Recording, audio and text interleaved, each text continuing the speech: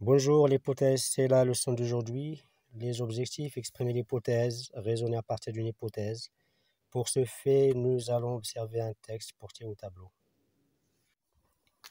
Alors, l'hypothèse, nous allons essayer de voir comment exprimer l'hypothèse et comment raisonner à partir d'une hypothèse. Donc, un incendie, voici le texte, un incendie a ravagé une centaine de palmiers au long du Oued Daraa, dans la région de Zagora. Donc, ce premier paragraphe, qu'est-ce que ça dit, qu'est-ce que ça fait? Donc, il expose, il présente un fait. Donc, le fait en question. Et le fait en question, c'est justement, c'est l'incendie. Voilà. Donc, c'est l'incendie. C'est ça le fait en question. Voilà. Donc, nous continuons le texte. Selon des riverains, il s'agirait d'un acte de vengeance. Alors, donc, des riverains, qui ont déclaré qu'il s'agirait d'un acte de vengeance. Est-ce qu'ils sont sûrs? Non, ils ne sont pas sûrs. Donc, c'est une hypothèse. Donc, c'est une hypothèse émise par certains riverains. Donc, voici la preuve, c'est qu'ils ont utilisé, ou bien c'est que le conditionnel, le mode conditionnel est utilisé par, par cette hypothèse. Donc, selon des riverains, il s'agirait d'un acte de vengeance. D'après une source de la protection civile, la cause de ce feu serait plutôt due à la forte chaleur de ces derniers jours. Voilà encore une autre hypothèse, celle, si vous voulez, qui vient d'une source de la protection civile. Donc voilà encore le mode conditionnel. Comme il s'agit d'une hypothèse, une incertitude, donc voilà, de leur part, les autorités locales supposent qu'il s'agisse bien d'un embrasement involontaire. Donc une troisième hypothèse, cette fois-ci de la part des autorités locales. Qu'est-ce qu'ils pensent? Qu'est-ce qu'ils supposent? Ils supposent, qu'il s'agisse, donc faites attention au subjonctif ici, voilà, ce n'est pas que le subjonctif en soi qui exprime l'hypothèse, mais le verbe supposer. Donc, le subjonctif ici est seulement lié au verbe supposer suivi de que.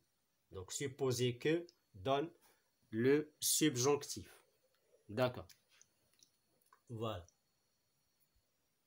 S'agisse, c'est au subjonctif. Voilà.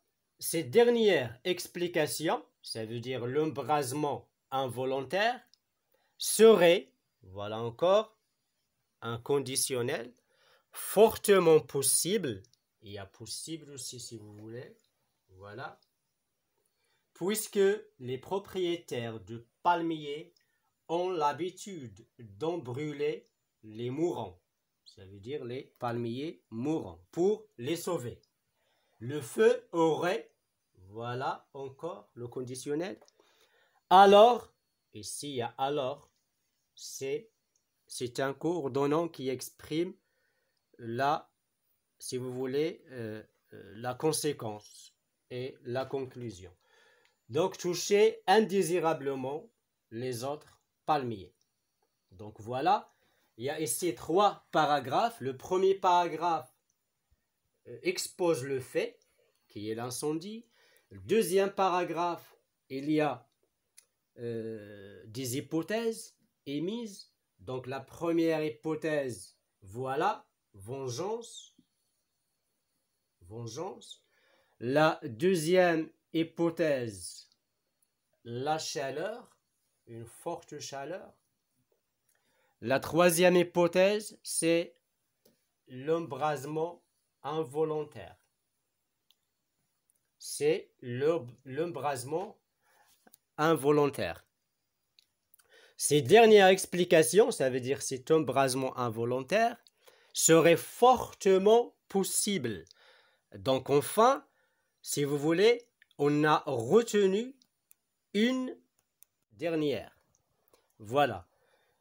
Cette dernière est retenue.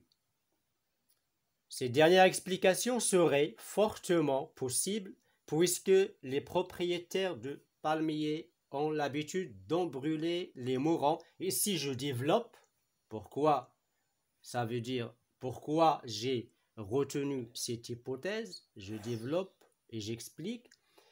Et enfin, une conclusion. Donc le feu aurait alors, ça c'est la conclusion, touché indésirablement les autres palmiers. Voilà. Donc, nous allons faire un petit bilan.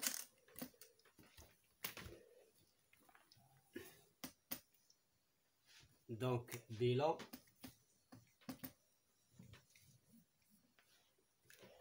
Voilà. Donc, pour exprimer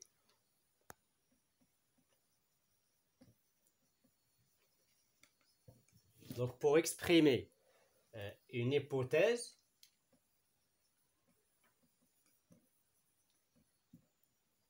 il y a beaucoup d'expressions. Voilà, on utilise. D'abord, avant les expressions, on utilise le conditionnel. Nous avons vu ça, le conditionnel, le mode conditionnel qui exprime l'incertitude, l'hypothèse. Voilà. À part le conditionnel, on peut utiliser d'autres, si vous voulez, moyens, des expressions. Voilà, des expressions comme quoi, comme penser, je pense que, etc. Supposer, je suppose que. Admettre, j'admets que. Peut-être, si vous voulez, peut-être. C'est possible, ou bien possiblement, ou bien comme vous voulez. Donc c'est la possibilité, etc., etc. Voilà. Donc ça, c'est pour exprimer une hypothèse. Mais pour raisonner